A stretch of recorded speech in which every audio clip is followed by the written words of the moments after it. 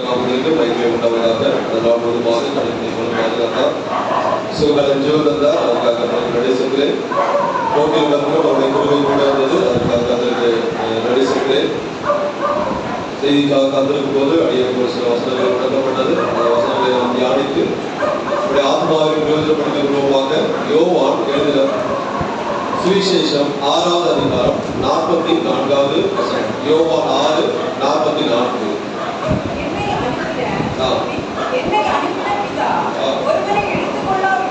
என்னை அனுப்பின பிதா ஒருவனை எடுத்துக் கொள்ளாவிட்டால் அவன் என்னிடத்தில் வரமாட்டான். கடைசி நாளில் நான் அவனை எழுப்புவேன். என்னை அனுப்பின பிதா ஒருவனை எடுத்துக் கொள்ளாவிட்டால் அவன் என்னிடத்தில் வரமாட்டான். கடைசி நாளில் நான் அவனை எழுப்புவேன். பிதா நம்மை இழுத்துக் கொள்ள வேண்டும். அதாவது அப்படி என்றால், அதாவது பிதா ஒருவரை இழுத்துக் கொள்ளும் போது அவர்கள் ஒருபோதும் ஆக்கணைக்குள்ளாக தீர்க்கப்பட மாட்டார்கள். ஏனென்றால் பிதா அவர்களை இழுத்துக் கொள்கிறார். ரோமர் 8வது அதிகாரம் 33-34. ரோமர் 8. தேவன் தெரிந்து கொண்டவர்கள் மேல் குற்றம் சாட்டுகிறவன் யார்? தேவனே அவர்களை நீதிமான்களாக்குகிறவர். ஆக்கினைக்குள்ளாக தீர்க்கிறவன் யார்? கிறிஸ்துவே மரித்தவர், அவரே எழுந்துமிருக்கிறவர், அவரே தேவனுடைய வலது பாரிசத்திலும் இருக்கிறவர், நமக்காக வேண்டுதல் செய்கிறவரும் அவரே. அருமையான தேவனுடைய பிள்ளைகளே, பிதா நம்மை இழுத்துக் கொள்ள வேண்டும். அப்படி இழுத்துக் கொள்ளும் போது அவர்களை, பிதா இழுத்துக் கொண்டவர்களை ஒருவரும் ஆக்கினைக்குள்ளாக தீர்க்க முடியாது. அப்படிப்பட்டவர்களை பாருங்க, கிறிஸ்துவின் அன்பை விட்டு ஒருபோதும் பிரிக்க முடியாது. ரோமர் 8:36. அப்படிப்பட்டவர்கள், அதாவது கிறிஸ்துவின் அன்பை விட்டு பிரிப்பவன் யார்? ஏனென்றால் பிதா அவனை இழுத்துக் கொண்டிருக்கிறபடியால். பிதா ஒருவனை இழுத்துக் கொண்டால் ஆக்கினைக்குள்ளாக தீர்க்க முடியாது. கிறிஸ்துவின் அன்பை விட்டு பிரிக்கவே முடியாது. அருமையான தேவனுடைய பிள்ளைகளே, இந்த நாட்கள்ல நாம் கிறிஸ்துவின் அன்பை விட்டு எங்கே இருக்கிறோம்? கிறிஸ்துவின் அன்பை விட்டு பிரிந்து காணப்படுகிறோமா? ரட்சிக்கப்பட்ட நாம் இப்பொழுது எப்படி காணப்படுகிறோம்? யோவான் 1வது அதிகாரம் 12-13. யோவான் 1:12-13.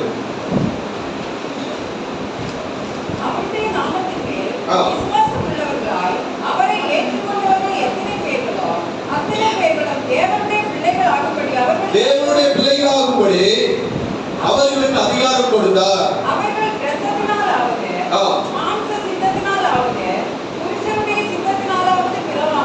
தேவனாலே பிறந்தவர்கள். பாருங்க, யாரெல்லாம் இயேசுவை ஏற்றுக்கொண்டார்களோ, ஏற்றுக்கொள்ளுகிறார்களோ, அவர்கள் எல்லாரும் தேவனுடைய பிள்ளைகளாக ஆகும்படிக்கு தேவன் நமக்கு எல்லாருக்கும் ஒரு வாக்குத்தத்தத்தை கொடுத்திருக்கிறார். யாரெல்லாம் இயேசுவை ஏற்றுக்கொண்டார்களோ அவர்கள் எல்லாரும் தேவனுடைய பிள்ளைகளாக காணப்படுகிறார்கள். அதனால் அவர்களுக்கு என்ன ஒரு பாக்கியம் என்றால், அதாவது பரலோகத்திற்குரிய உரிமையை, பரலோகத்தில் கடந்து சென்று வாழக்கூடிய உரிமையை அவர்கள் பெற்றவர்களாக காணப்படுகிறார்கள். அதனால பாருங்க, இயேசுவை ஏற்றுக்கொண்ட நாம் எல்லாரும் தேவனுடைய பிள்ளைகளாக காணப்படுகிறோம். அதற்காக நாம் தேவனுடைய பிள்ளைகளாக இருக்கிறோம் என்று நாம் எப்படி வாழ்ந்தாலும் பரலோக சென்று விடுவோம் என்று நாம் ஒருபோதும் நினைக்க கூடாது. அருமையான தேவனுடைய பிள்ளைகளே, மாறாக நம்முடைய வாழ்க்கை, நம்முடைய செயல் எப்படி இருக்கிறது என்பது ரொம்ப முக்கியமாக காணப்படுகிறது. நாட்கள்ல நாம் ஒவ்வொருவரும் இயேசுவை ஏற்றுக்கொண்டிருக்கிறோம், அவருடைய பிள்ளைகளாக மாறி இருக்கிறோம், பரலோக வாழ்வுக்குரிய உரிமையை பெற்றிருக்கிறோம். இதான் நம்மை இழுத்துக் கொண்டிருக்கிறார். ஆக்கினைக்குள்ளாக தீர்க்கிறதுக்கு ஒருவரும் அதாவது தேவனுடைய பிள்ளைகளை ஆக்கினைக்குள்ளாக தீர்க்க முடியாது. கிறிஸ்துவின் அன்பை விட்டு அவர்களை பிரிக்க முடியாது. ஆனாலும் நான் எப்படி வேணாலும் வாழலாம் என்று நாம் ஒருபோதும் நினைக்க கூடாது.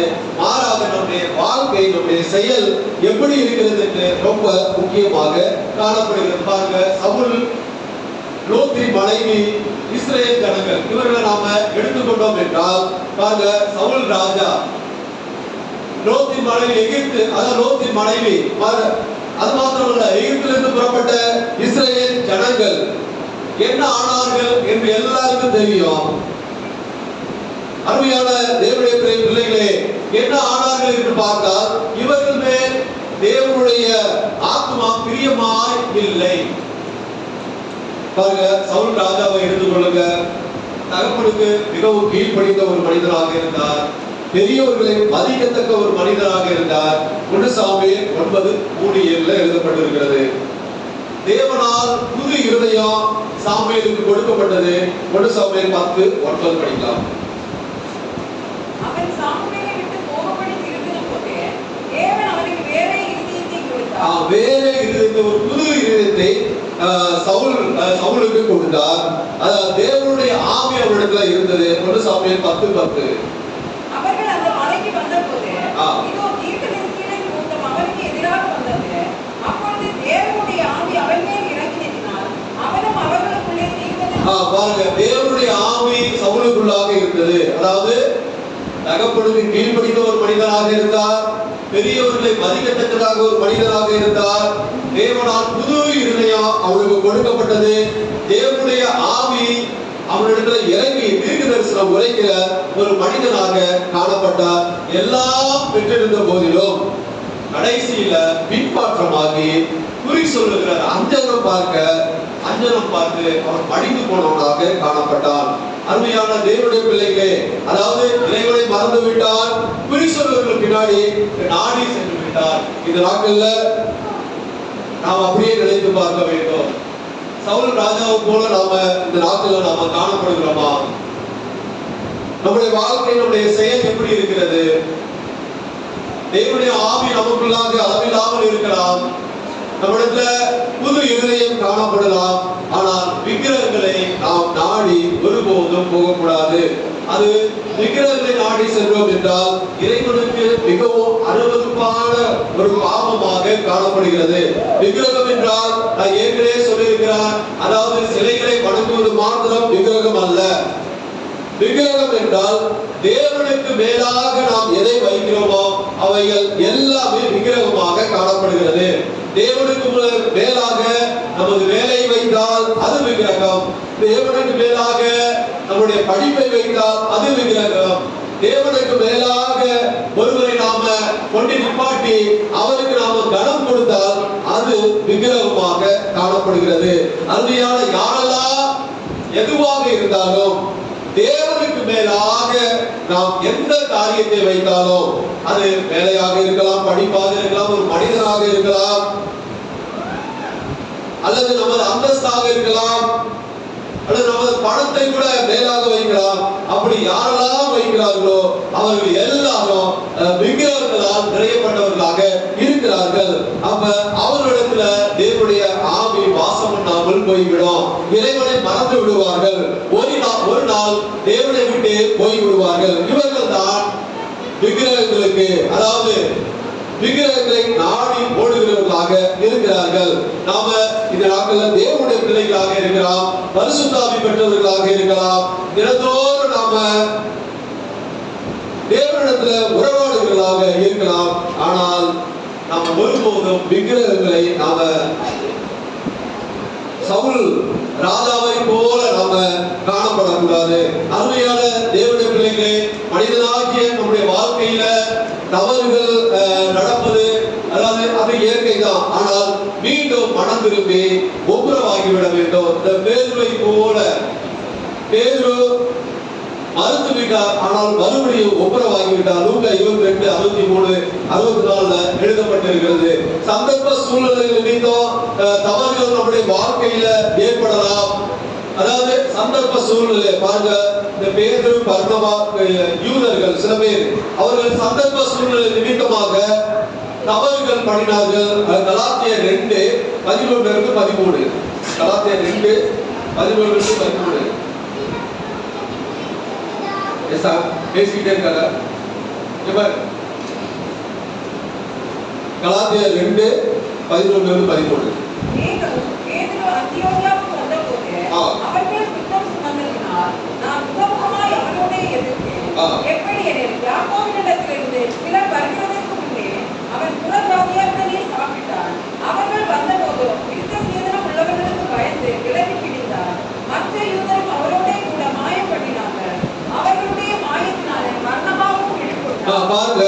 சந்தர்ப்ப சூழ்நிலையில் தான் இந்த இடத்துல தவறுகள் ஏற்பட்டது. அப்படி பேதுரு, பர்னபா அந்த கிறிஸ்தவர்கள் சில யூதர்கள் சந்தர்ப்ப சூழ்நிலையில் நிமித்தமாக, ஆனாலும் நாம் செய்ய வேண்டியது என்னன்னா, பாவரிக்கை செய்து நம்மை நாம சுத்திகரித்துக் கொள்ள வேண்டும். அதாவது நீதிமானாய் இருந்தால் அவன் எழுந்து விடுவான். நாம நீதிமானாய் இருந்தோம் என்றால் நாம பாவத்துல விழுந்தாலும் நாம எழுந்து விடுவோம். நீதிமொழிகள் 24:16. நீதிமொழிகள் 24:16.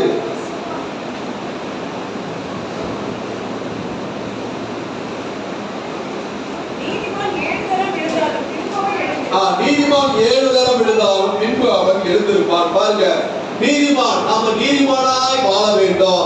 நம்முடைய வாழ்க்கை, நம்முடைய செயல் இந்த நாட்கள எப்படி காணப்படுகிறது? நாம் நீதிமானாய் இருந்தால் நாம் பாவம் செய்தாலும் ஒரு நாள் கர்த்தர் நம்மை தூக்கி விடுவார். அருமையான தேவனுடைய பிள்ளைகளே, இயேசுவை நாம் ஏற்றுக்கொண்டால் நம்முடைய பாவங்கள் மன்னிக்கப்படும். ஏனென்றால் நாம் ரட்சிக்கப்பட்டவர்களாய் காணப்படுகிறோம். இந்த நாட்கள்ல நாம் ரட்சிக்கப்பட்டவர்களாக காணப்படுகிறோம். நாம் எப்படி இந்த நாட்கள்ல இருக்கிறோம்? ரட்சிக்கப்பட்ட நாம் எப்படி காணப்படுகிறோம்? இந்த நாட்கள்ல சற்று சிந்திக்க வேண்டும். கிறிஸ்துவின் அன்பை பெற்ற நாம் இந்த நாட்கள்ல எப்படி காணப்படுகிறோம்? இதான் நம்ம இழுத்து கொண்டார். அதை இழுத்து கொண்ட நாம் நமக்கு ஆக்கினைக்குள்ளாக திருக்கிறதுக்கு ஒருவருக்கு முடியாது, அதிகாரம் கிடையாது. கிறிஸ்துவின் அன்பை விட்டு நம்மை ஒருவரும் நம்மை பிரிக்க முடியாது.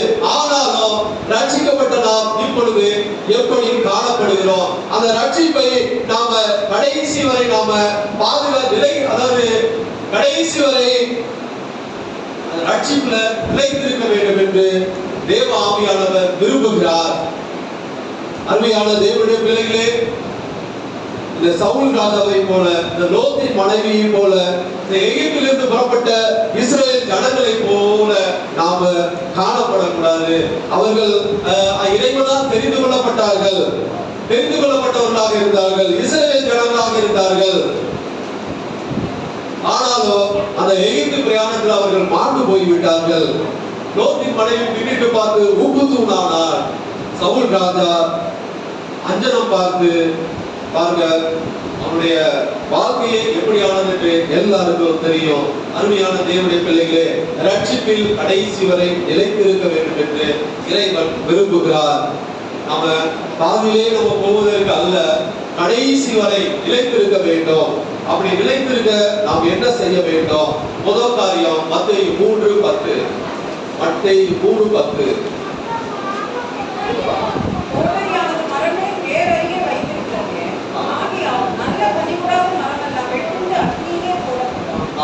நல்ல கனி கூடாத மரம் எல்லாம் பாருங்க, கடைசி வரை நாம நம்மிடத்துல நல்ல கனி இருக்கிறதா என்று நாம சற்று சிந்திக்க வேண்டும். ரட்சிக்கப்பட்ட நாம் இந்த நாட்கள்ல நம்மிடத்தில் நல்ல கனி நாம கொடுக்கிறோமா? நாம் கனி கொடுக்கவில்லை என்றால் பாருங்க, நம்முடைய ரட்சிப்பை நாம இழந்து விடுவோம். அதாவது கனி கொடாத மரம் என்று சொல்லவில்லை, நல்ல கனி. அத பாருங்க, நீங்க படித்து பாருங்க. கனிகூடாத மரங்களை வெட்டுண்டு அக்னியிலே போடப்படும் என்று வேத வசனம் சொல்லவில்லை, நல்ல கனி கூடாத மரம். அப்ப அந்த இடத்துல நல்ல கனி கொடுக்க வேண்டும். கனி கொடுப்பது முக்கியம் அல்ல, நம்மிடத்துல நல்ல கனி இருக்கிறதா, நம்மிடத்துல நல்ல கிரியைகள் இருக்கிறதா, நம்முடைய வாழ்க்கை, நம்முடைய செயல் எப்படி காணப்படுகிறது, அந்த நம்முடைய செயல்ல நல்ல கிரியை காணப்படுகிறதா என்று நாம பார்க்க வேண்டும். நம்மிடத்தில் இயேசுவானவர் நல்ல கனியை எதிர்பார்க்கிறார். லூக்கா 13:7-9. லூக்கா 13:7-9.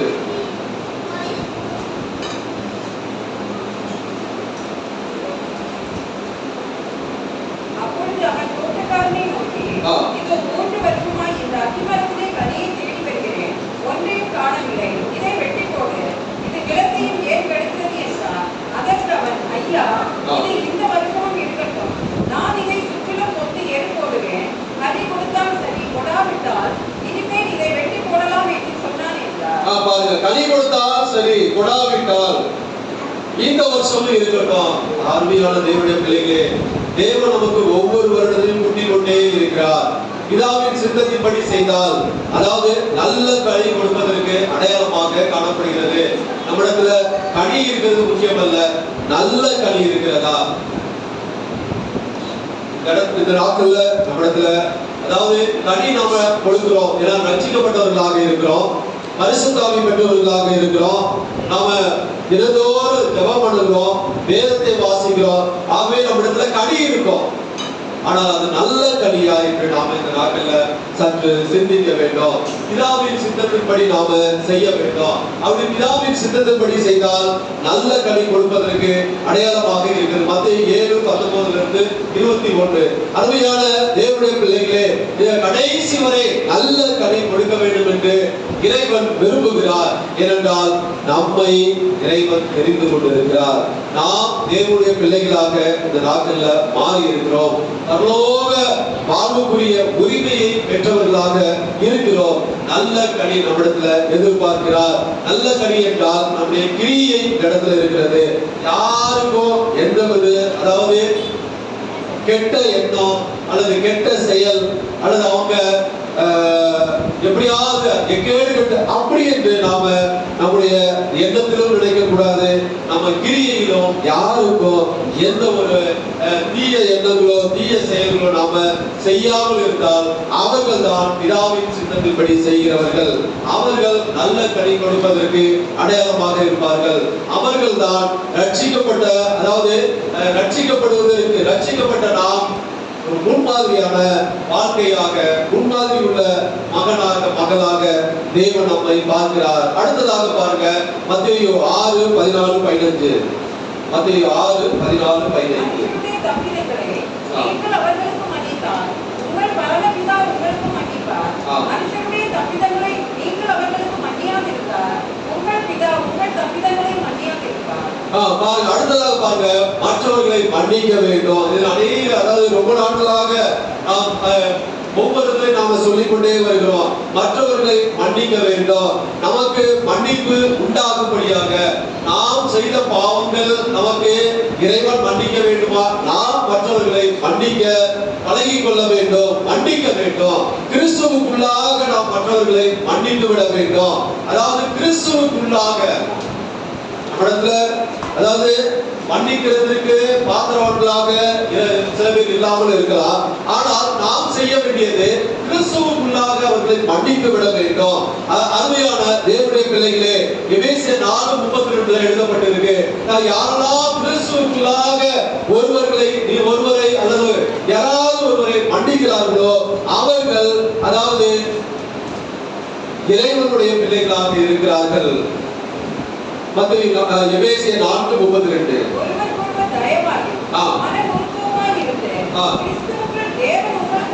கிறிஸ்துவுக்குள் தேவன் உங்களுக்கு மன்னித்தது போல கிறிஸ்துவுக்குள் தேவன் ஒருவருக்கு மன்னித்தது போல. அப்படி என்றால் அதாவது சில கிரியைகள் சில பேர் செய்கிற கிரியைகள் நமக்கு எரிச்சலை உண்டாகும், நமக்கு அவர்களுக்கு மன்னிக்கவே அந்த எண்ணம் வராது. ஆனால் இறைவன் சொல்லுகிறார், அவர்களை கிறிஸ்துவுக்குள்ளாக மன்னித்து விடுங்கள். இதுதான் கிறிஸ்துவுக்குள்ளாக மன்னிக்கிறது. தயவாயும் மன்னித்து விட வேண்டும். அருமையான தேவனுடைய பிள்ளைகளே, செய்த தவறை திரும்ப திரும்ப செய்து கொண்டே இருப்பார்கள். அப்ப நமக்கு என்ன ஆகும்? எரிச்சல் வரும். நமக்கு அவரை பார்க்கும் போது என்ன ஆகும்? கோபம் வரும். ஆனால் அவர்களை கிறிஸ்துவுக்குள்ளாக மன்னிக்கும் போது தேவன் நம்முடைய தப்பிதங்களை கர்த்தர் மன்னிப்பார். கிறிஸ்து மன்னித்தது போல நாமும் மன்னித்து விட வேண்டும். இந்த நாட்கள்ல கிறிஸ்துவுக்குள்ளாக மன்னிக்கிறதுல நம்மிடத்துல குறைகள் காணப்படுகிறது. அதை நாம மாற்றிக் கொள்ள வேண்டும். அதாவது மன்னித்து விட வேண்டும். மன்னிக்கலாம் மன்னிப்பார்கள். ஆனால் உள்ளுக்குள்ளாக ஒரு கோபம், ஒரு ஆத்திரம், ஒரு பொறாமை எல்லாம் இருந்து கொண்டே இருக்கும். ஆனால் கிறிஸ்துவுக்குள்ளாக மன்னிக்கும் போது உண்மையாகவே அவர்களை மன்னித்து விடுவதற்கு சமமாகும். மற்றவர்களை மன்னிக்க வேண்டும். ரட்சிப்பில் கடைசி வரை நிலைத்திருக்க வேண்டும் என்றால், நம்முடைய ரட்சிப்பை கடைசி வரை பாதுகாக்க வேண்டும் என்றால் மற்றவர்களை மன்னிக்க வேண்டும். கிறிஸ்துவுக்குள்ளாக மன்னிக்க வேண்டும். அடுத்ததாக பாருங்க, மத்தேயு 13:20-21. மத்தேயு 13:20-21.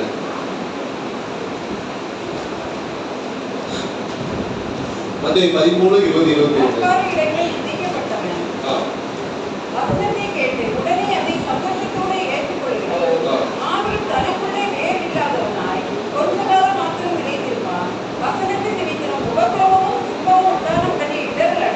பாருங்க, ரட்சிப்பில் கடைசி வரை நிலைத்திருக்க வேண்டுமானால் வசனத்தை கேட்கிற வசனத்தை சந்தோஷத்தோட ஏற்றுக்கொள்ள வேண்டும்.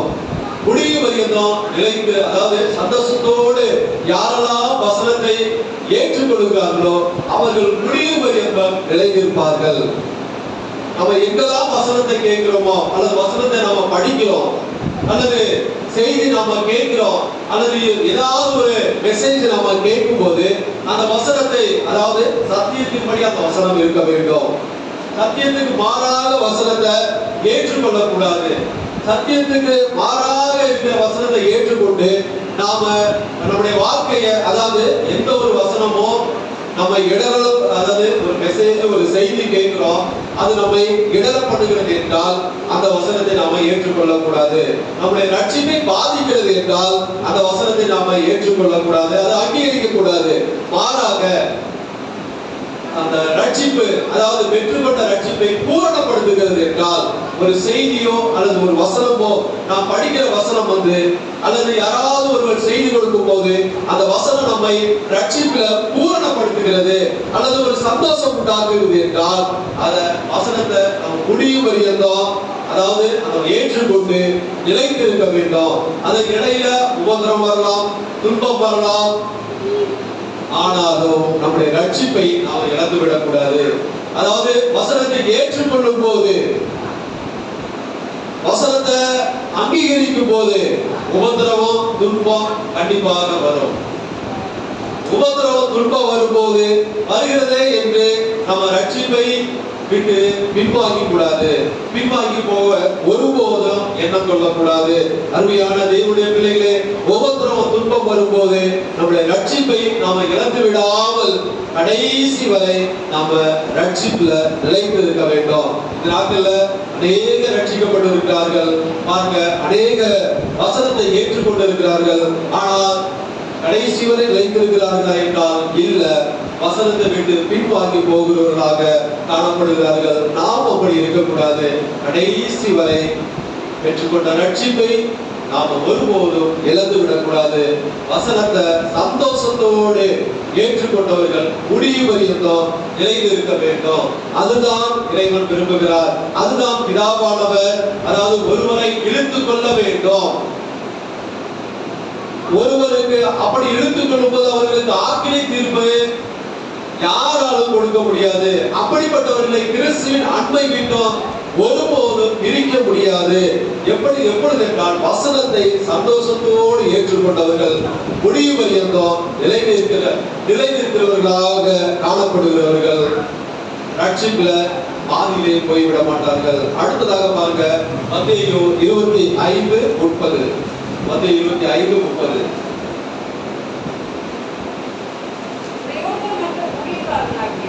இவனை புறம்பான இருளிலே தள்ளிப் போடுங்கள். அங்கே அழுகையும் பற்கடிப்பும் உண்டாயிருக்கும் என்றார்.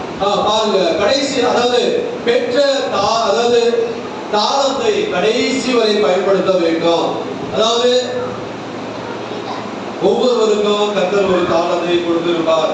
பிரயோஜனமற்ற ஊழியக்காரனாகியவனை நமக்கு கொடுக்கிற ஒவ்வொரு தாளந்தையும் அதாவது பயன்படுத்த வேண்டும். அது பிரயோஜனமற்றதாய் போய்விடக் கூடாது. அருமையான தேவனுடைய பிள்ளைகளே, அது ஊழியக்காரராக இருந்தாலும் சரி, அது விசுவாசியாக இருந்தாலும் சரி, அது ஊழியக்காரருக்கு மாத்திரம் கிடையாது, ரட்சிக்கப்பட்ட எல்லாருக்குமே இந்த வசனம் பொருந்துகிறதாக இருக்கும். அதாவது பெற்ற தாளந்தை கடைசி வரை பயன்படுத்த வேண்டும். ரட்சிப்பில் கடைசி வரை நிலைத்திருக்க வேண்டும் என்றால், அதாவது உலகத்திற்காக நம்முடைய தாளந்தை, நம்முடைய திறமைய நாம பயன்படுத்தாமல் தேவனுக்காக பயன்படுத்த வேண்டும். யாரெல்லாம் தேவனுக்காக பயன்படுத்துகிறார்களோ, பெற்ற, அதாவது பிரயோஜனமற்ற ஊழியக்காரன், நாம பிரயோஜனமற்றவர்களாக போய்விடக் கூடாது. அதாவது பிரயோஜனம், இப்ப நம்மை இறைவன் தெரிந்தெடுத்திருக்கிறார், நம்மை விசுவாசிகளாக அழைத்திருக்கிறார், நமக்கு தேவனுடைய பிள்ளைகள் என்ற நாமத்தை கொடுத்திருக்கிறார், நமக்கு பரலோக வாழ்வுக்குரிய உரிமையையும் கொடுத்திருக்கிறார். ஆக அப்படிப்பட்டவர்களாக நாம் பிரயோஜனமற்றவர்களாக போகக்கூடாது. அதுதான் இதனுடைய அர்த்தம். பிரயோஜனமற்றவர்களாக நாம காணப்படுவோம் என்றால் நமக்கு ஒரு தாளந்தை நமக்கு கொடுத்திருப்பார். இறைவனுக்காக பயன்படுத்தும்படியாக ஏதாவது ஒரு திறமையை கொடுத்திருப்பார். அந்த திறமையை நாம் தேவனுக்காக பயன்படுத்த வேண்டும்.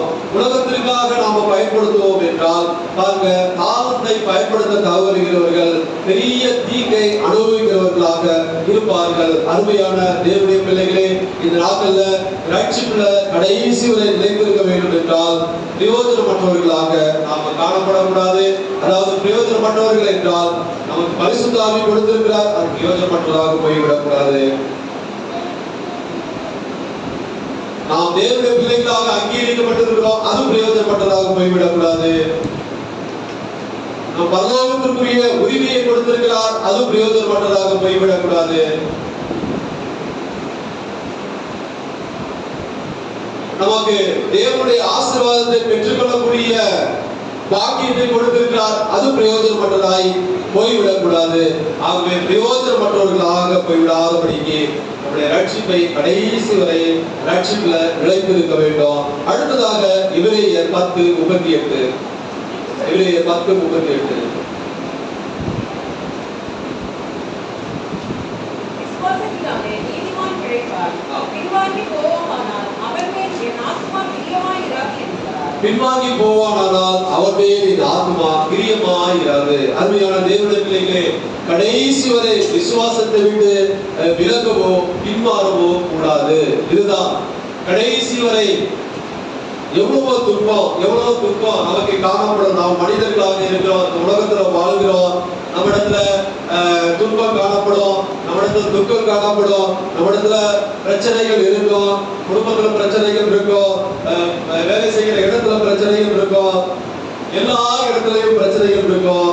அதாவது இயேசுவை ஏற்றுக்கொண்டதுனால் மாத்திரம் எனக்கு இவ்வளவு பிரச்சனை வருகிறது அப்படின்னு நாம் சொல்லுகிறோமா?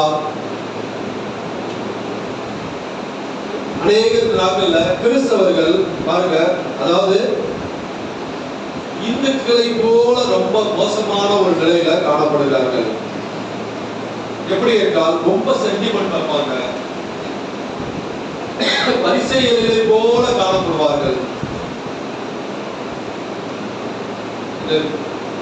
வெளியில போனா பூனை குக்கரை வந்து ஐயோ பூனை குக்கரை வருது அப்படின்பாரு.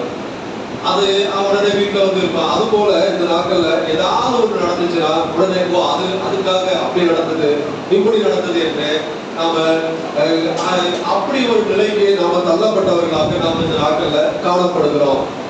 அப்படி இருந்துச்சு என்ன ஆகுனா, நம்ம விசுவாசத்தை விட்டு விலகுறதுக்கு ஒரு சந்தர்ப்பமாக அது மாறிவிடும். அருமையான தேவனுடைய பிள்ளைகளே, கடைசி வரை நாம விசுவாசத்தை விட்டு விலகவோ பின்மாறவோ ஒருபோதும் கூடாது. பின்மாறினால் அப்படிப்பட்டவர்கள் மேல் இயேசுவின் ஆத்மா பிரியமாய் இருக்காது. நாம விசுவாசத்தை விட்டு யாரெல்லாம் விலகுறீர்களோ அல்லது பின்மாறி போகிறோமோ, இயேசுவை விட்டோ அல்லது தேவனுடைய பிள்ளை என்ற அங்கீகாரத்தை விட்டோ அல்லது ரட்சிப்பை விட்டோ யாரெல்லாம் பின்வாங்கி போகிறோம் என்றால் அவர்கள் மேல் தேவனுடைய ஆத்மா பிரியமாய் இருக்காது. அருமையான தேவனுடைய பிள்ளைகளே, ஆகவே ரட்சிப்புல கடைசி வரை நாம நிலைத்திருக்க வேண்டும். அப்படி நிலைத்திருக்க வேண்டும் என்றால் கடைசி வரை நல்ல கனி கொடுக்க வேண்டும், மற்றவர்களை மன்னிக்க வேண்டும். எப்படி மன்னிக்க வேண்டும்? கிறிஸ்துவுக்குள்ளாக மன்னிக்க வேண்டும். வசனத்தை சந்தோஷத்தோடு ஏற்றுக்கொண்டவர்கள் முடிவு பரியந்தம் நிலைத்திருக்க வேண்டும். உபத்திரம் துன்பம் வரும்போது நம்முடைய ரட்சிப்பை இழந்து போகக்கூடாது. அதாவது பிரயோஜனமற்றவர்களாக நாம காணப்படக்கூடாது. நமக்கு ஒவ்வொருவருக்கும் ஒவ்வொரு காரியத்திற்காக இயேசு அழைத்திருப்பார். அந்த காரியம் நிறைவேற வேண்டும். அது பிரயோஜனமற்றதாக போய்விடக்கூடாது. கடைசி வரை விசுவாசத்தை விட்டு விலகவோ பின்மாறவோ கூடாது. அருமையான தேவனுடைய பிள்ளைகளே, நாம இப்படி காணப்படும் போது கடைசி வரை நாம நிலைத்திருக்க முடியும். இயேசுவில் நிலைத்திருக்க முடியும். பெற்றுக்கொண்ட ரட்சிப்புல நிலைத்திருக்க முடியும். 1 கொரிந்தியர் 10:12.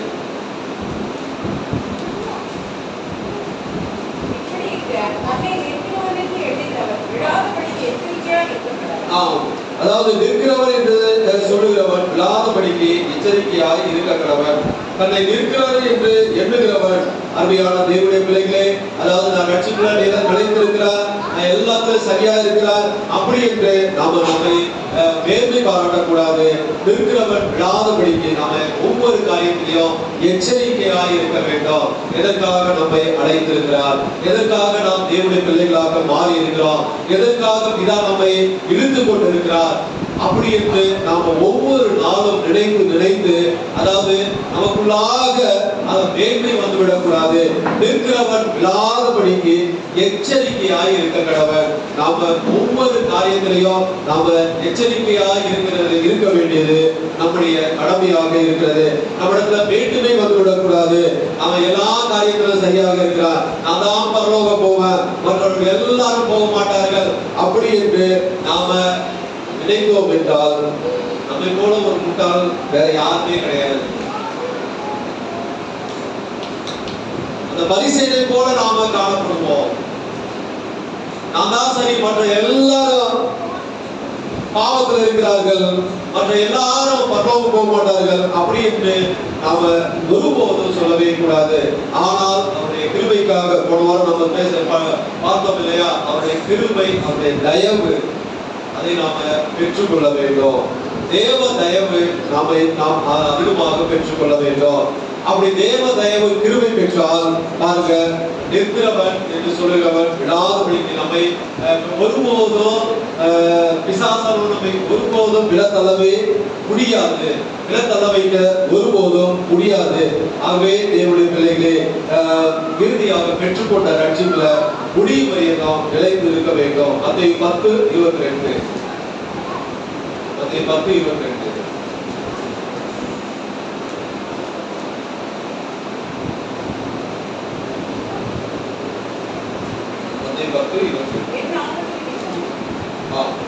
என் நாமத்து நிமித்தம் நீங்கள் எல்லாராலும் பகைக்கப்படுவீர்கள்.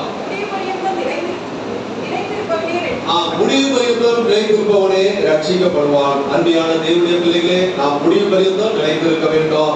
முடிவு பரியந்தம் நிலைத்திருக்கிறவனே ரட்சிக்கப்படுவான். நாம் இந்த நாட்கள்ல ரட்சிக்கப்பட்டிருக்கிறோம், அந்த ரட்சிப்பு பூர்ணமடைய வேண்டும். அந்த ரட்சிப்பு அதற்குரிய அர்த்தம் வேண்டும். ஆக முடிவு பரியந்தம் ரட்சிப்புல நிலைத்திருக்க வேண்டும். மத்தேயு 24:13 மத்தேயு 24:13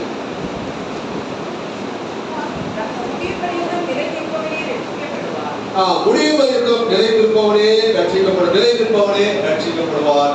அருமையான தேவனுடைய பிள்ளைகளே, இந்த நாட்கள்ல நாம் முடிவு பரியந்தம் எந்த சூழ்நிலை வந்தாலும் நம்முடைய ரட்சிப்பை நாம் பாதுகாத்துக் கொள்ள வேண்டும். ஏன் நாம் ரட்சிக்கப்பட்டோம் என்று ஒருபோதும் நினைக்காதீங்க. ஏதோ ஒரு காரணத்திற்காக இயேசுவானவர் நாட்கள்ல நம்மை ரட்சித்திருக்கிறார். இவ்வளோ பேர் இருக்கார்களே, என்னை மாத்திரம் ஏன் ரட்சித்து, என்னை மாத்திரம் ஏன் ஆராதனைக்கு, அதாவது ஞாயிற்றுக்கிழமை எல்லாரும் ரொம்ப ஜாலியாக இருக்கிறாங்க, நான் மாத்திரம் ஆராதனைக்கு கடந்து செல்கிறார், எல்லாரும் சுகபோகமாக வாழ்கிறார்கள், நான் எல்லாம் ரொம்ப கண்ட்ரோல்டா இருக்கேன், அதாவது எல்லாரும் மிகவும் ஒரு ஆசீர்வாதமான வாழ்க்கை வாழ்கிறார்கள், நான் இயேசுவை ஏற்றுக்கொண்டது நிமித்தமாக நான் கஷ்டப்படுகிறேன் அப்படி என்று நாம் நாட்கள்ல சொல்லுகிறோமா? ஒருபோதும் இயேசுவை ஏற்றுக்கொண்டவர்கள் கஷ்டப்பட மாட்டார்கள். சில வேளை கஷ்டம் உண்டாகிறது எதற்காக என்றால் அவருடைய பிரமாணங்களை கற்றுக்கொள்ளும்படியாக. சில வேளை கஷ்டம் உண்டாகிறது எதற்காக என்றால் நம்மிடத்தில் நல்ல கனி வெளிப்படாமல் காணப்படும். கனி இருக்கும், ஆனா நல்ல கனியா என்று நாம சோதித்தறிய வேண்டும். அருமையான தேவனுடைய பிள்ளைகளே, இந்த நாட்கள்ல பிதா நம்மை இழுத்துக் கொள்ள வேண்டும். பிதா ஒருவரை இழுத்துக் கொண்டால் அவர்கள் ஆக்கிரைக்குள்ளாக ஒருபோதும் அவர்களை எதிர்க்க முடியாது. அப்படிப்பட்டவர்களை கிறிஸ்துவின் அன்பை விட்டு ஒருபோதும் பிடிக்க முடியாது. நாட்கள்ல ரட்சிக்கப்பட்ட நாம் எப்படி காணப்படுகிறோம்? ரட்சிப்புல கடைசி வரை நிலைத்திருக்க வேண்டும். நிலைத்திருக்கிறீர்களா? அப்படி நிலைத்திருக்க வேண்டும் என்றால் கடைசி வரை நல்ல கனி கொடுக்க வேண்டும், மற்றவர்களை மன்னிக்க வேண்டும், வசனத்தை சந்தோஷத்தோடு ஏற்றுக்கொண்டவர்கள் முடிவு வரையில் நிலைத்திருக்க வேண்டும். பிரயோஜனமற்றவர்களாக காணப்படக்கூடாது. கடைசி வரை விசுவாசத்தை விட்டு விலகவோ பின்வாரவோ ஒருபோதும் கூடாது. ரட்சிப்பில் முடிவு பரியந்தம் நிலைத்திருக்க வேண்டும். இந்த சவுலை போல, லோத்தின் மனைவியை போல, எகிப்திலிருந்து பிரயாணப்பட்ட இஸ்ரவேல் ஜனங்களை போல ஒருபோது நாம ஆகக்கூடாது. இடத்துல பெற்றுக்கொண்ட பரிசுத்த ஆவியை நாம் துக்கப்படுத்தக்கூடாது. தேவனுடைய ஆவி நம்மிடத்தில் அதிகமாக இருக்கிறது. அந்த ஆவியை நாம் மறந்து விடக்கூடாது. மறந்து விட்டு விக்கிரகங்களுக்கு பின்பாக போகக்கூடாது. இருக்கிறவன் இல்லாதபடிக்கு எச்சரிக்கையாக இருக்க வேண்டும். ரட்சிப்புல முடியும் பரியந்தம் நிலைத்து இருக்க வேண்டும். பெற்றுக்கொண்ட ரட்சிப்பை நாட்களை நாம பாதுகாத்துக் கொள்வோமாக. கர்த்தர் வார்த்தைகளை ஆசீர்வதிப்பார்கள். ஆமென். ஹalleluya. சோத்ரா சோத்ரா சோத்ரா சோத்ரா சோத்ரா சோத்ரா சோத்ரா சோத்ரா. ஹalleluya ஹalleluya ஹalleluya ஹalleluya ஹalleluya ஹalleluya.